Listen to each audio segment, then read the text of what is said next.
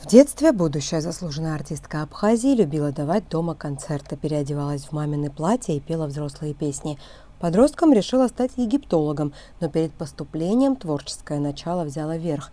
Девочка ходила в драм-кружок при Дворце пионеров, а позже поступила в театральное училище Днепропетровска, пройдя большой кастинг.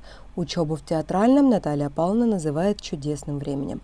В Абхазию актриса попала после окончания учебы. Дипломный спектакль днепропетровских актеров посмотрели режиссеры абхазского ТЮЗа Михаил Мархолия и Иван Царгуш. Пригласили их к себе. До войны ТЮЗ, вспоминает актриса, объездил со спектаклями все города и села Абхазии. В 1991 году абхазский ТЮЗ был преобразован в Государственный русский театр драмы. Война изменила все. Собрать новую труппу после разрухи оказалось непросто. Практически весь старый состав театра разъехался. Вот Нина Эдуардовна, она сохранила коллектив, которого почти не было. Работники были некоторые. Нана Хагуш была, которая «Помрешь». Она, я, и вот кто еще.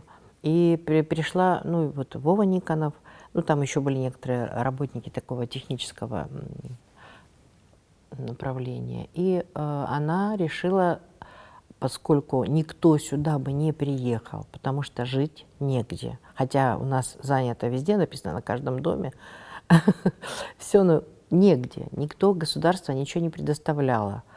Вот. На эту зарплату, которую, ну, естественно, не прожить, да, и не прокормиться.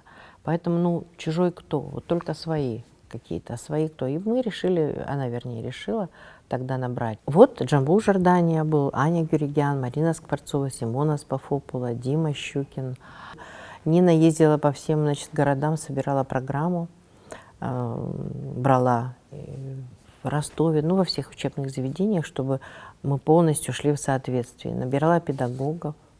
Это считалось как высшее образование? Да, да, у них диплом о высшем образовании.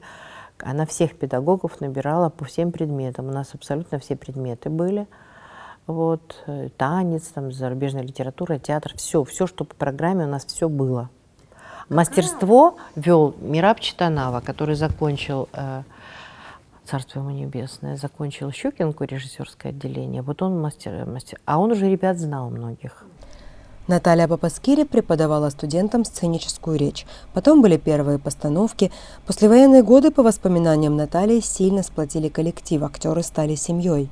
Все решали проблемы друг друга, помогали всегда. И эти дети, они сами сейчас уже мамы и папы, но они все как родные. Потому что мы настолько... Ну, вообще, когда ты работаешь в театре, и ну, как бы мы проникаем в природу друг друга и чувствуем хорошо их, видим.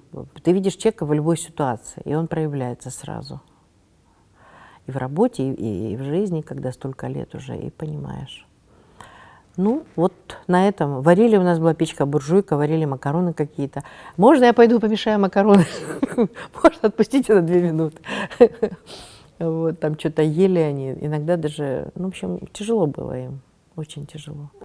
Ни разу Наталья Папаскири не думала уйти из профессии и театра.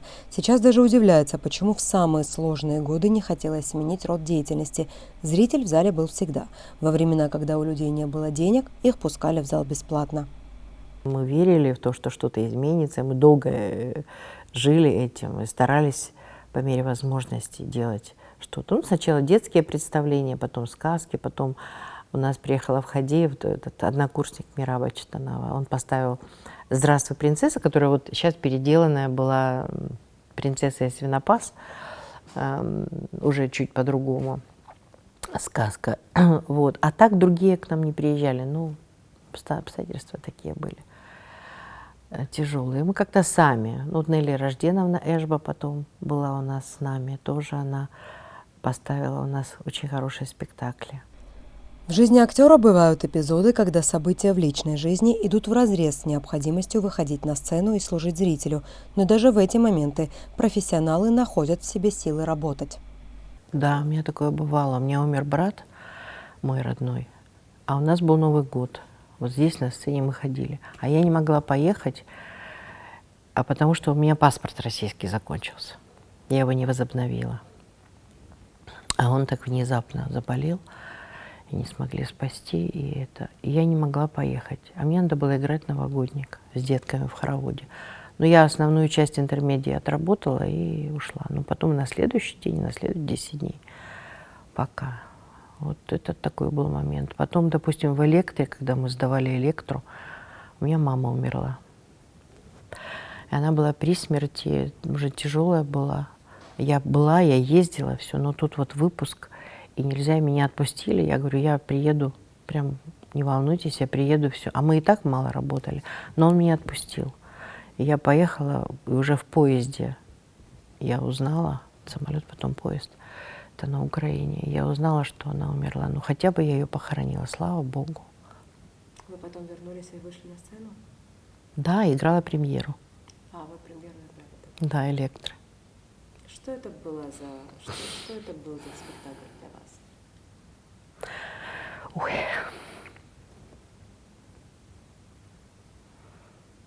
Ну, память ее, наверное.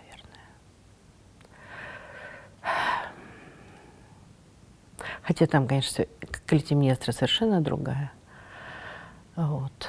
Но сам женская вот эта вся история. Ну, в общем, память маме. Мама видела вас на сцене? Да, она приезжала каждое лето, да. Как бы ей не было тяжело, но она боец. Она очень крепкий человек со стержнем такой. Родители Натальи Папаскири всю жизнь прожили в Украине, в Кривом Роге. Переезжать в Абхазию даже после смерти отца мама актрисы не захотела, но приезжала в гости к дочке, внукам и правнукам. Но она вообще никогда меня особо не хвалила, не возносила и никаких дифирамбов не пела. Ну, у нее такая вот... Ну, конечно, я думаю, что ей было приятно. Она гордилась, она сюда приходила, смотрела. Вот. Собиралась как-то так, ей радостно было, что так. Ей радостно было, что так все складывается. В 2016 году в Русском театре началась новая эра. Такой продуктивной и активной работы здесь не было, пожалуй, никогда. Заслуженная артистка признается, что поначалу было непросто влиться в новые обстоятельства. И потом один спектакль, второй, третий, и потом, когда вот эти вот гастроли, и потом другие планы, плотность такая спектакля, мы старались и чаще играть, все больше и больше. Это было, конечно, непросто к этому привыкнуть, но, не знаю, мне с моей ленивой натурой это очень хорошо, потому что я могу расслабиться и как-то так вот отдыхать, что-то другое делать. А когда ты в упряжке, когда ты знаешь, что тебе надо, и все, ты потом и можешь, оказывается, выдерживать. Вот. Ну, наверное, иногда нужен, конечно, отдых, больше даже отдых голове нужен, потому что роли разные. Сегодня одна комедия, завтра там страшная трагедия. Вот, и надо переключаться. Но как-то мы уже научились переключаться, уже мы... Это такой шлюз опускается, и уже новая вода туда заходит, чистая, с другими совсем наполнением таким. Вот. Это очень интересно. Актриса Папаскири от ролей не отказывалась никогда. Говорит, наоборот, даже играла то, от чего другие отказались, и делала это с удовольствием. Наталья Павловна признается, что актерский голод сделал свое дело. Теперь хочется много работать. Правда, в театре нет партнера по возрасту, и, как вспоминает артистка, никогда не было. Наталья Папаскири говорит, что хотела бы сыграть по произведениям Антона Павловича Чехова. Вот Ираклий Иванович лучше меня знает, что мне надо, честно скажу. Он мне когда предлагал там то, я говорю, да нет, это, наверное, нет. Все будет хорошо. Как-то чувствует, не знаю. Я соглашаюсь играть, потому что, ну как соглашаюсь, мне дают, это моя работа. Это моя работа. Я считаю, что я не имею права отказываться. Даже если я чувствую какое-то там смятение или там какое-то неудобство, там, не знаю, в моральном плане или что-то еще, но я для себя это... Мы же анализируем все всегда. У нас идет глубокий анализ каждой роли. Все это, кстати, в жизни очень помогает. Когда ты в каких-то тяжелых обстоятельствах, и ты проанализировав, и понимаешь, почему человек так мог сказать тебе, почему он так поступил, почему у него это, потому что там вот то-то и вот то-то. Ну, не знаю, ну, жизнь такая. То есть анализ в работе, он помогает и в жизни тоже отпускать какие-то вещи. Ты проанализировал, понял, и уже как-то так можно дальше идти. Театр в кавказской стране всегда находится под более пристальным вниманием. Здесь важно, кто что сказал со сцены, во что он был одет, даже как близко подошел к партнеру. Наталья Папаскири считает, что на сцене должна быть показана жизнь, и кругозор должен расширяться, а человек быть готов удивляться. Даже если это неприятно, то обычно поучительно. Пусть видят, все знают, но как это преподнести? Это всегда важно как. Так же, как в актерском деле. Мы же не ради сюжета идем смотреть, да, а идем, как это все преподносится. И режиссером, и как актер этого как бы проводит все это. Ну и потом, опять же, что-то из цитаты сегодня. Есть такое выражение: «Бойся равнодушных, ибо с их молчаливого согласия совершается всякое зло на земле». Поэтому не надо, чтобы были равнодушны. Пусть они мучаются, пусть они видят и пусть и знают. Ну, не так мучаются, страдают, это как бы не каждый. Кто-то вышел, даже драму посмотрел, трагедию, вышел, и ему вообще все равно. А кого-то так зацепило, что он говорить не может. Люди же разные есть. Ну, хоть какую-то царапинку на сердце, если оставили, или задумался человек. С какими мыслями? Даже о родителях. Вот после мамы я знаю, что многие просто и звонят потом.